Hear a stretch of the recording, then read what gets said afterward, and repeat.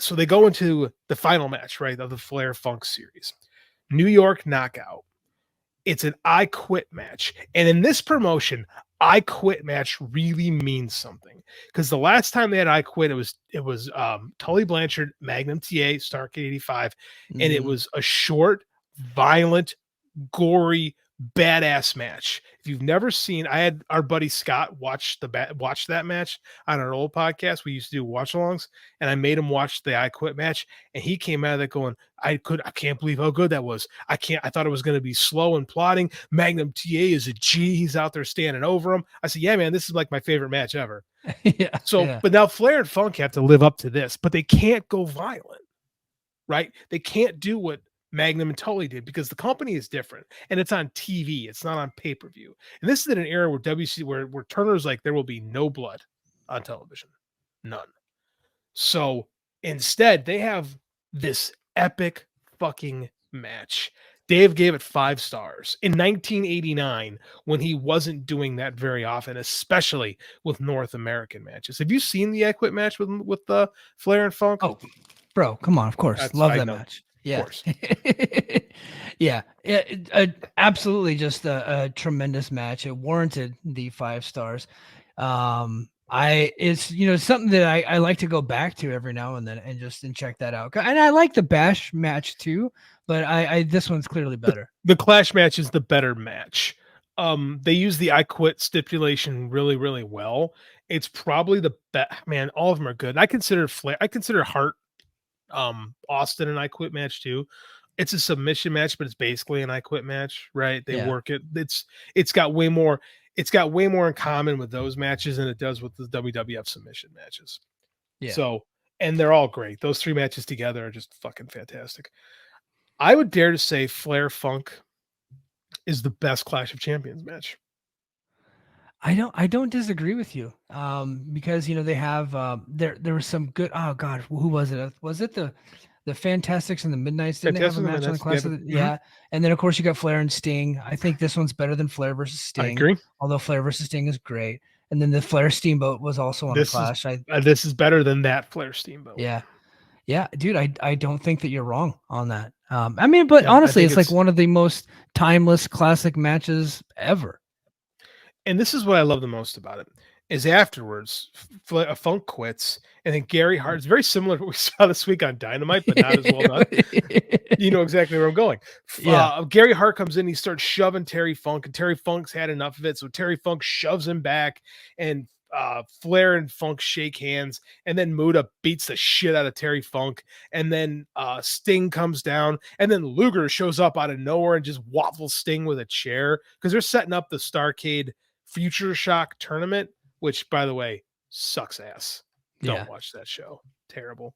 But yeah, what I like about it is that as quickly as just like they moved into the storyline, Funk very happily moves out of the storyline. It's just like this is the same time too. They talk about that classic match with Funk and Eddie Guerrero. That's from this era. And this is when Funk is the top heel in the territory. He is giving Eddie Guerrero, a nobody, a ton of offense, just a ton, because he was Terry Funk and he knew what was best, and he knew this is a Guerrero. He's going to be all right. I don't think anybody thought that guy was going to be a world champion at the time, biggest star in the business in his era. But I mean, that's the thing with Terry Funk, is he was like a cowboy, like the cow in the movies, like almost like Seven Samurai or maybe the Seven type thing. He rode into town when it's in trouble, right? He helped fix the problem. And then when the problem is done, he rides away. Right? And he did that throughout his career. As he came into places, he stays for a little while, he makes them better. But he doesn't just take, he gives. There's so much about Terry Funk that's just giving of himself, giving to the fans, giving to his opponent, giving to everyone around him. And then he just moves on and does the next thing. And I think there's no better example of that than this particular run right here. And I love it. I think it's aged fantastically too. Yeah, Well, I strongly urge our audience, our Patreon audience, and our friends to seek out WCW 1989 and just look. Obviously, I would go back and take a look at Steamboat and Flair, but I mean, really, what resonated with me was Flair and Funk, and I think that was the more impactful stuff, and that was it. agreed. Definitely drew the most money, did the best business of that year, even though like in later years, like pro wrestlers would I think because like Triple H and Jericho were such big Flair and Steamboat fans, like they kind of brought into the WWF like as we got older and like they did all these Hmm. throwback videos and they were talking about Flair. They would focus more on the Steamboat matches, but if you take a look at like exactly what was going on at the time, the more important, the more impactful, the stuff that actually turned business around was Flair and Funk from '89.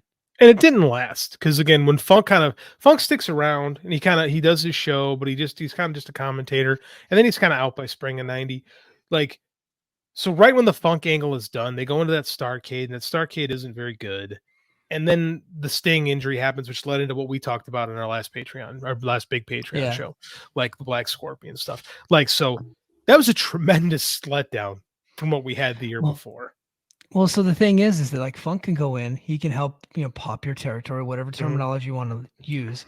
But when he's done, you have to then be competent and manage your business correctly and book and stuff like that. And they as good as much as I loved WCW back in those days, they just were never a very competently ran promotion.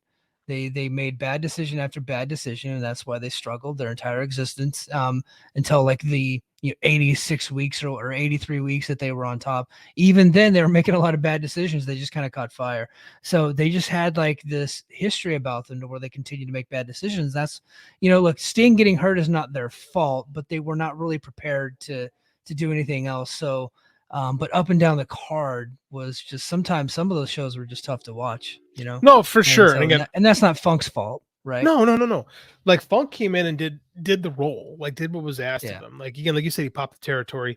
Not just like the business was the business. Like they weren't doing what WWF was doing. And '89 is the last great year of WWF and I call in the article, it's the last great era of the last great year of the expansion era. Yeah. Because it's It kind of was over after that. Like up WWF business until, and oh, sorry, yeah. go ahead. No, I was like out. So 1989 was my like favorite year of WWF until like 97. And then like 97 kind of took that over. But like 1989 was just for me as a kid. And then like going back and like renting the videos and kind of watching all the stuff that they were doing. Like I love WrestleMania 5. SummerSlam 1989 is my favorite SummerSlam ever. Like I Me don't think they too. ever had a better SummerSlam. Like they had, the Brainbusters versus the Hart Foundation. They had all the stuff with Hogan and Savage and Andre and all that stuff. Like they had, Ultimate Warrior versus Rick Rude and a kid. Like they just had so many great things happening in 1989.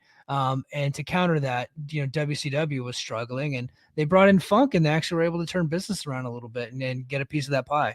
What's wild is that year the top feud between with the two world champions is feuding with guys from the movies, right? Because Hogan's Yeah. feuding with Zeus, the villain from Hmm. his movie, who's not Tiny Lister went crazy and became Zeus. It's He was actually Zeus. Zeus. Like Yeah, no, it was some legit Zeus. Like it the was movie was like real in like that they lexicon. right, like they didn't play it off like, yeah, the guy that we hired this actor and he got too into the character and now he can't get out. Like, that's not what they did. They just said, "Oh, we hired Zeus to play Zeus, and Zeus is mad that he had to did the Yeah. job in the movie, so now he's gonna get Hulk Hogan." It's like, I do think it would be hilarious if like the whole gimmick was, Tiny Lister is fucking Daniel Day-Lewis and he can't get out of character, right? It's that's like that's what it should have been, to be quite frank, because it made no sense otherwise. yeah. He's Like, such a great actor. He's such a great thespian that now he is lost in his character and he he's cannot lost in the escape it. character. He can't get Like out of the Daniel character. Day-Lewis walking around like fucking Abe Lincoln. This is why when people say, "Oh, the WWF's always been the company that had the better Yeah. stories," I'm like, "Real? Did you watch this shit? Like, did you seriously? Yeah. Can you seriously tell me that Zeus was a good? Did it draw? Yeah. Yes. Did I Yep. enjoy it? Yes. Yeah. Was it a good Yeah. story? No, No. it does Like, not hold up well. no, But it doesn't if hold you the go slightest bit of back and scrutiny. watch like Randy Savage and Zeus and Scary Sherry in front of a Yes. cauldron, like so Epic shit. epic shit, yeah. Epic And then shit. like they're taking on like Hogan and Beefcake. It's Yeah. Yeah. But just then it's tremendous stuff. And on the other channel, Flair is feuding with a guy who was making Stallone movies, who had left the business and went something else, and now he's back and he's crazy too. Yeah. Like it was such a good year on wrestling TV. Like TV is really good in 1989, like across Yeah. the board, and it takes a big shit the next year. Both companies just Yeah. awful, awful shit. But I respect Flair, or I respect Flair. I respect Funk so much for what he was able to do because he elevates everyone. He doesn't like we talked about that Guerrero match, but he also elevates Sting. He also elevates Muda just with being around him. Like Yeah. everything in that company feels more important. So they have that Future Shock tournament with Luger and Flair and Sting and Muda, and it doesn't work, but they feel like they've been set up for success at that point. And a big part of that is Terry Funk. Yeah. Terry Funk was an enduring legend, one of my favorites ever. A part of my childhood has passed away this week. I'm sad that he went, but I'm glad that we got to kind of grow up watching him, and he'll always be kind of a part of my life because he's a guy that I like to just randomly go on YouTube or Me Peacock too. and watch some Terry Funk stuff. So, God bless you, Terry. Rest in peace. I hope everybody listening to this is enjoying it. If you like this content, please let us know. If you want us to do something else, please let us know. Tell your friends to subscribe, man. We're going to try to build this thing and keep it going, but we really do appreciate all you guys being here. And until next week, mahalo.